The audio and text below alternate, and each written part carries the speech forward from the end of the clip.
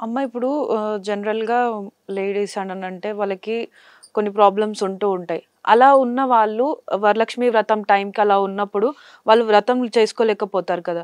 So, వాళ్ళు మళ్ళీ ఏ వారం రోజు చేసుకుంటే వాళ్ళకి శుభ ఫలితాలుంటాయి?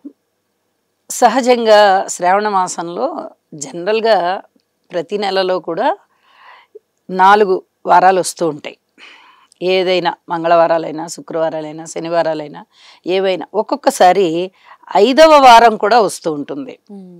ఒక్కొక్కసారి మనం ప్రతి నెల పండగలు గానీ, లేదా రోజులు గానీ చూస్తూ ఉంటే పండగలనేది ఈ శ్రావణ మాసంలోనే మంగళవారాలకి, శుక్రవారాలకి ప్రాతిథ్యం ఉంటుంది.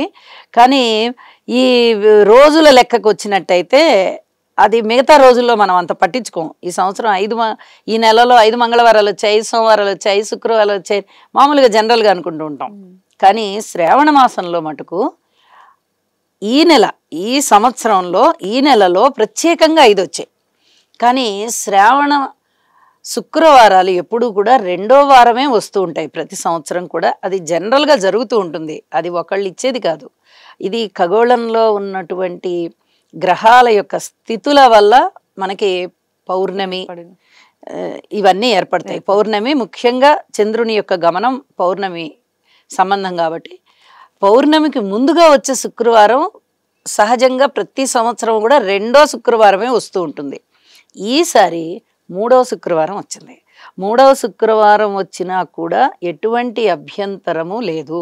ఆ రోజే వరలక్ష్మి వ్రతాన్ని ఆచరించుకోవాలి. ఒకవేళ ఆ రోజుకి ఏదన్నా ఇబ్బందులు ఉన్నట్టయితే 4వ శుక్రవారం అయినటువంటి 15వ తేదీ వచ్చింది ఆగస్టు నెలలో. కాబట్టి ఆ 15వ తేదీ 4వ శుక్రవారం అవుతుంది వారాల్లో చూసుకుంటే.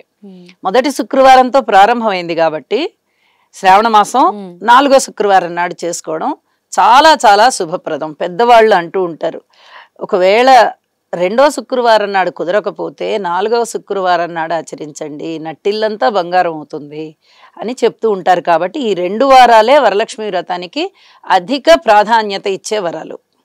ఇక ఒకవేళ పెళ్ళి అయిపోయి మనకి ఒక 4, 5 ఏళ్ళు అయిపోయిందండి, మేము ప్రతి సంవత్సరం చేసుకుంటున్నాం కదా అనుకునే వాళ్ళు వాళ్ళ సమయాలను బట్టి ఏదైనా పెళ్ళిళ్ళకి వెళ్ళాల్సి ఉంటుంది, ఏదైనా దూర ప్రాంతాలకు వెళ్ళాల్సి ఉంటుంది. అలాంటప్పుడు వాళ్ళు మొదటి శుక్రవారమే అమ్మవారిని కలశ రూపంలో పూజించేసుకుంటారు. అది కూడా తప్పులేదు.